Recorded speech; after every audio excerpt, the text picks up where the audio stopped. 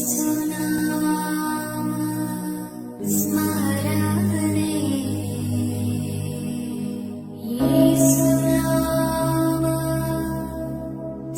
The lord. యేసునామ స్మరణ అనే ఉదయకాల కార్యక్రమానికి మీ అందరికీ ఆహ్వానం. ఈ ఉదయకాలం ఎలా ఉన్నారు?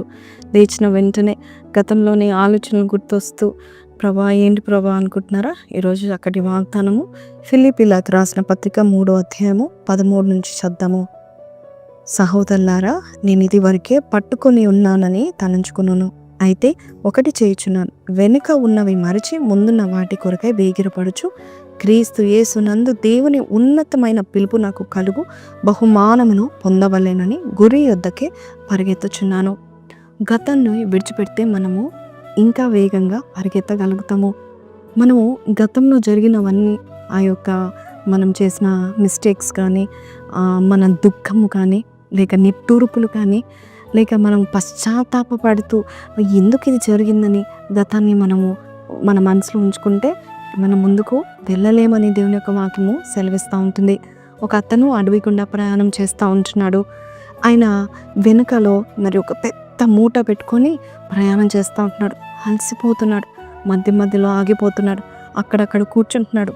అయితే ఆ ప్రయాణంలో ఒక వృద్ధుడు కూడా నడుస్తూ ఉంటున్నాడు. చాలా తెలివైన ఋషిగా ఉన్నాడు.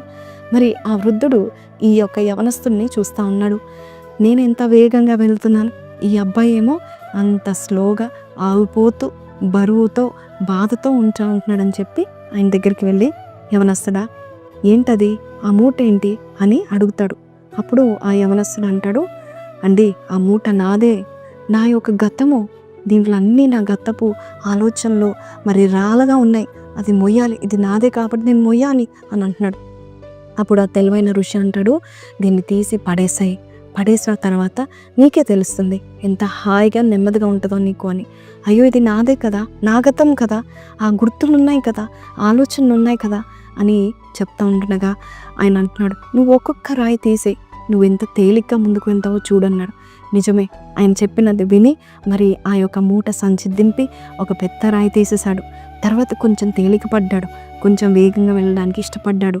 అంతేకాదు, ఇదేంటి అంటే గతంలో మరి నాకు ఇది జరిగింది అది జరిగిందని ఒక వేదనలో ఉన్న, ఒక దుఃఖంలో ఉన్న, అది కూడా తీసి పడేసాయి.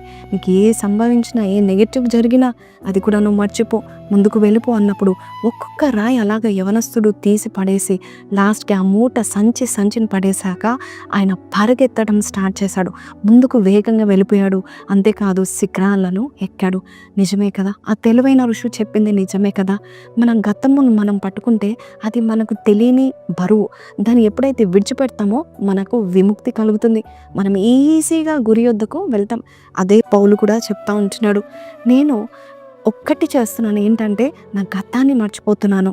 అది మర్చిపోవడం వల్ల నేను ముందుకు త్వరగా వేగంగా పరిగెత్తగలుగుతున్నాను. దేవుడు నాకు ఇచ్చిన ఉన్నతమైన జీవితం, ఉన్నతమైన పిలుపు నాకు వేగంగా వెళ్తున్నాను. కాబట్టి మీరు ఏ ఆలోచన కలిగి ఉన్నారు? గత విషయంలో ఎవరు నీకు ఏ తప్పులు చేశారు, ఏ హాని చేశారని బాధపడుతున్నావా? లేక నువ్వే తప్పులు చేస్తున్నావని, గతమంతా కూడా నేను తప్పులు చేశానని నీవు ఈ యొక్క ప్రజెంట్ కాలాన్ని నువ్వు పాడు చేసుకుంటున్నావా? ఇప్పటికైనా మన దేవుడు గతాన్ని మర్చిపో, గతంలో జరిగింది నువ్వు మర్చిపో, కానీ ఇప్పుడు నేను నూతన కార్యం చేస్తాను, నువ్వు అది మాత్రం జ్ఞాపకం చేసుకో అని దేవుడు చెప్తున్నాడు. చిన్న ప్రార్థన చేస్తాను, కళ్ళు మూసుకొని, ప్రభా నా గతాన్ని విడిచిపెడుతున్నాను నాయనా, ఇదిగో నా జీవితం నీ చేతిలో పెడుతున్నానని చెప్పి ప్రార్థన చేద్దామా? పరిశుద్ధ మహోన్నతుడగు తండ్రి, గొప్ప ప్రణాళికలు కలిగిన దేవుడవు నాయనా, మేము గతంలో చేసిన తప్పులు, మిస్టేక్స్, పాపాలు అయ్యా మమ్మల్ని చుట్టుకున్న ఆ దుఃఖము, ఆ వేదన, ఆ శాపాన్ని పట్టుకొని మేము ముందుకు వెళ్తున్నాం. కానీ ఎక్కలేకపోతున్నాం, ఆగిపోతున్నాం, అలసిపోతున్నాము, వేదంతో ఉన్నాము, ఇది నా వల్ల కాదనుకుంటున్నాము.